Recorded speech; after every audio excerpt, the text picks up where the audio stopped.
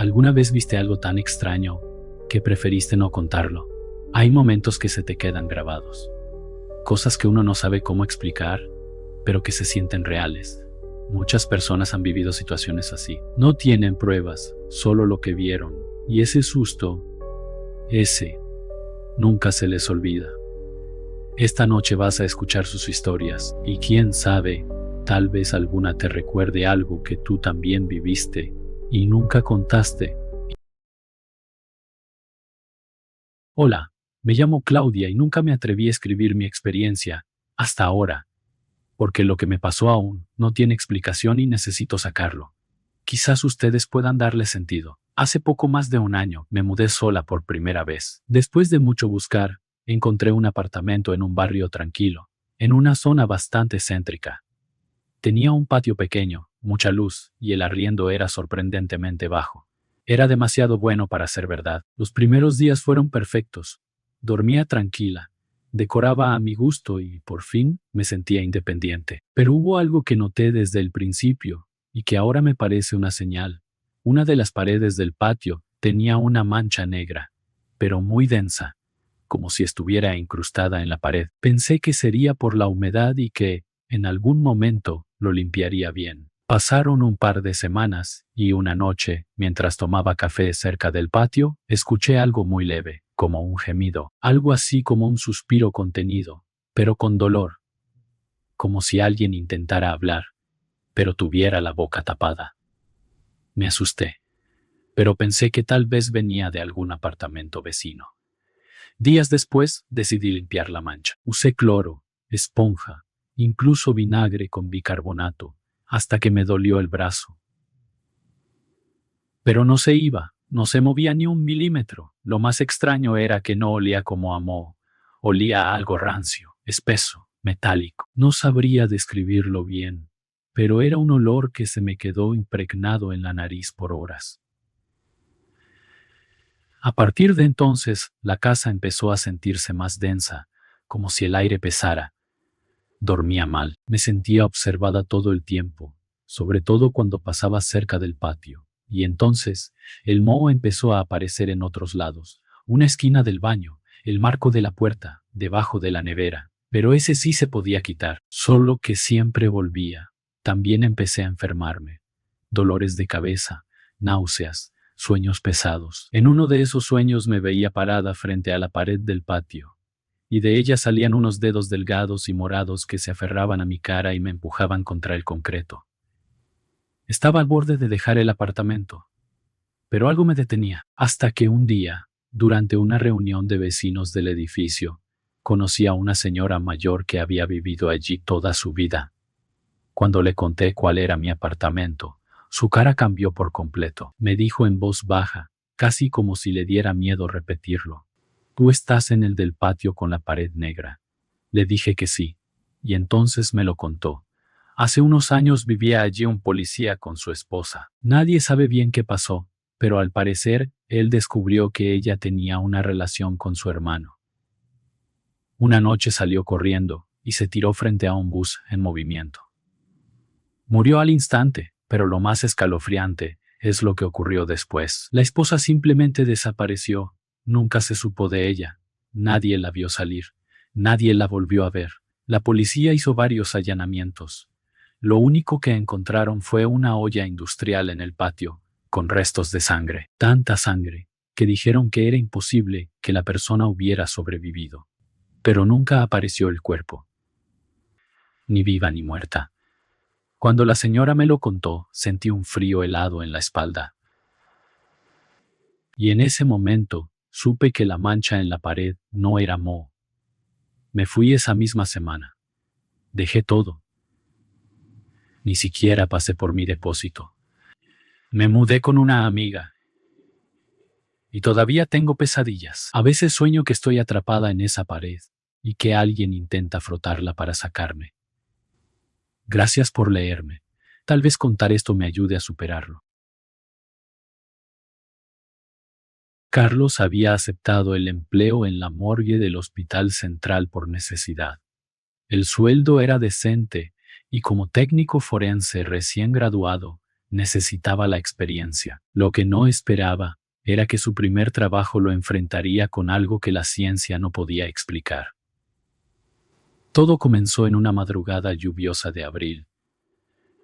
La ciudad dormía mientras Carlos completaba el inventario nocturno. La morgue era un lugar antiguo, ubicada en el sótano del hospital. Paredes de azulejos blancos, descoloridos por los años. Luces fluorescentes que zumbaban constantemente. Esa noche habían ingresado 4 cuerpos, 2 accidentes de tráfico, un infarto y un suicidio. Nada fuera de lo común. Carlos terminó de catalogar los objetos personales del último fallecido, cuando notó algo extraño en la grabadora que usaba para registrar sus observaciones. La cinta seguía corriendo, pero había un ruido de fondo que no recordaba haber escuchado mientras trabajaba. Retrocedió la grabación y subió el volumen. Entre el silencio y su propia voz, describiendo metódicamente las pertenencias, se escuchaba un susurro. Palabras ininteligibles, como si alguien estuviera murmurando muy cerca del micrófono. Debe ser interferencia, pensó Carlos, aunque sabía que la morgue estaba demasiado aislada para captar señales externas.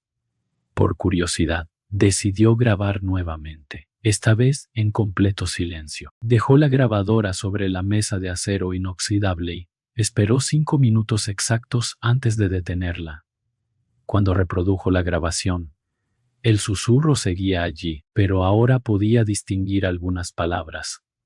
Ayúdame, frío, no puedo moverme. El escalofrío que recorrió su espalda no tenía nada que ver con la temperatura de la sala. Carlos revisó que todas las cámaras frigoríficas estuvieran cerradas correctamente. Lo estaban. Decidió hacer una tercera grabación, esta vez preguntando directamente. ¿Quién eres? ¿Qué quieres? Respuesta en la grabación fue clara. Gaveta 7. No estoy muerto.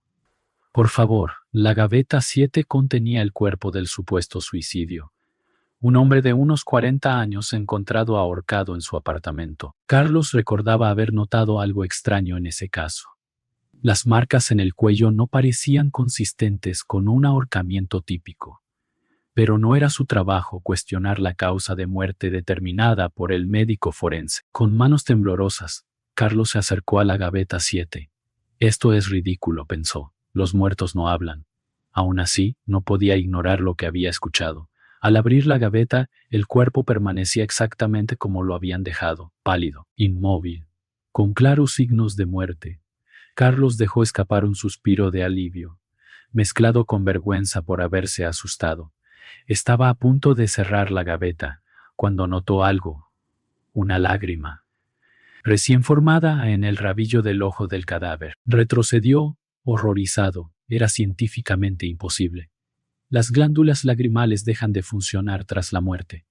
Decidió hacer una última prueba. Colocó la grabadora cerca del rostro del fallecido y grabó durante 1 minuto. Lo que escuchó al reproducir la cinta le heló la sangre. No me maté, mi hermano lo hizo. Por la herencia. Fingió mi suicidio. Estoy atrapado. Conciencia atrapada. Carlos llamó inmediatamente al médico forense de guardia, y aunque fue ridiculizado al principio, insistió en realizar pruebas adicionales. Le descubrieron restos microscópicos de una sustancia paralizante en el torrente sanguíneo. El hombre había sido drogado con un agente neurotóxico raro que simulaba la muerte, pero mantenía cierta actividad cerebral. La investigación posterior reveló que el hermano de la víctima, único beneficiario de una cuantiosa herencia, había orquestado todo. Fue arrestado antes de que la herencia siguiera su curso. El hombre sobrevivió, aunque con daño neurológico permanente. Carlos recibió reconocimiento por su perspicacia, pero nunca contó la verdadera razón por la que había insistido en investigar más a fondo. Nadie habría creído que fue una voz en una grabadora lo que salvó una vida. Carlos continuó trabajando en la morgue, pero desde entonces siempre graba durante sus turnos nocturnos y a veces, muy ocasionalmente, cuando reproduce las cintas, escucha susurros entre el ruido de fondo.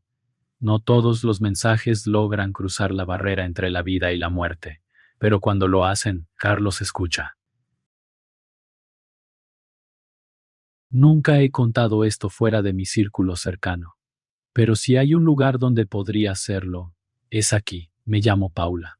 Y quiero hablarles de un lugar maldito en mi pueblo, un lugar que se tragó a mi amiga, y que, desde entonces, no ha vuelto a ser el mismo. Yo crecí en un pueblo muy pequeño, donde todos nos conocíamos y la vida era tranquila. El tipo de lugar, donde la gente todavía deja la puerta sin seguro, donde uno saluda al carnicero por su nombre, y las señoras aún barren el andén con escoba de paja. Pero como toda calma, esconde su oscuridad. Cerca del cementerio central hay una curva cerrada que todos conocen como la Vuelta del Diablo. No es solo un apodo, muchos han muerto ahí, moteros, camioneros, hasta un cura que perdió el control del carro después de un entierro. Era una curva traicionera. Y con el cementerio a unos pasos, el ambiente siempre tenía algo pesado, como si algo te respirara en la nuca. Mi historia comienza un 10 de diciembre, hace varios años. Era época navideña. Todo el pueblo se llenó de gente que venía a visitar a sus familias. Las calles estaban llenas de luces, música, pólvora y alegría. Nosotros, los del colegio, ya estábamos en vacaciones, descansando, soñando con los regalos y las fiestas. Pero esa noche se la llevó el diablo. Una amiga mía, Valeria, decidió salir a tomar con unos primos que venían de otra ciudad. Ella era alegre, responsable, de esas personas que uno nunca imagina en problemas. Pero como el pueblo era tan tranquilo, no había por qué preocuparse. Yo vuelvo temprano, dijo antes de irse. Nunca volvió. Al principio pensaron que se habría quedado en casa de algún familiar, o que se quedó dormida en lo de los primos. Pero con las horas, el silencio se volvió angustia. La familia la buscó por todas partes. Fueron a la policía. Pegaron carteles. Nadie sabía nada. Los primos dijeron que se separaron esa noche, que ella decidió irse sola para la casa.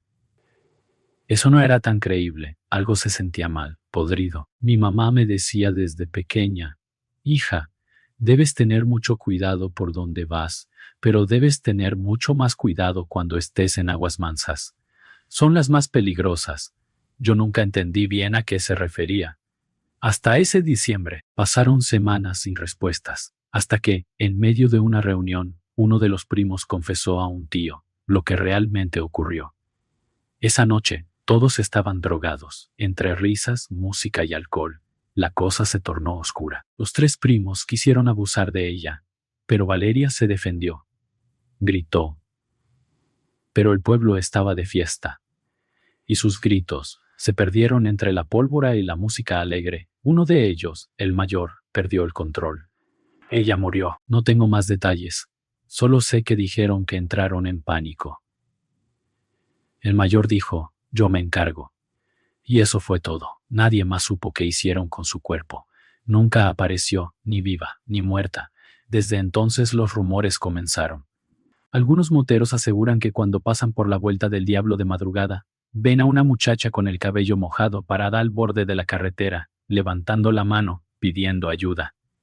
Dicen que se detienen por compasión, que la montan, pero que al avanzar unos metros, la moto se siente cada vez más pesada, como si llevaran una piedra encima, y que el frío, un frío antinatural, les recorre la espalda. Cuando voltean a mirar, ya no hay nadie, solo el puesto vacío del copiloto y el eco de un sollozo.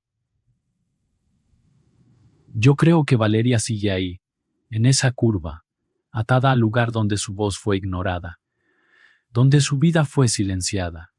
Yo creo que está atrapada, esperando que alguien la escuche, que alguien la encuentre, o que sus asesinos digan la verdad, aunque sea tarde.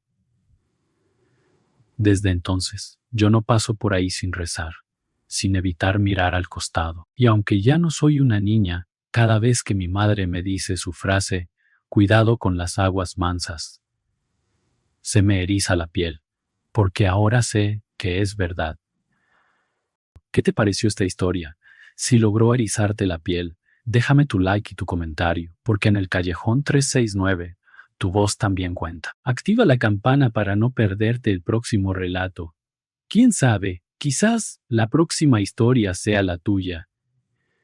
Gracias por quedarte hasta el final. Un saludo y que en paz descansen.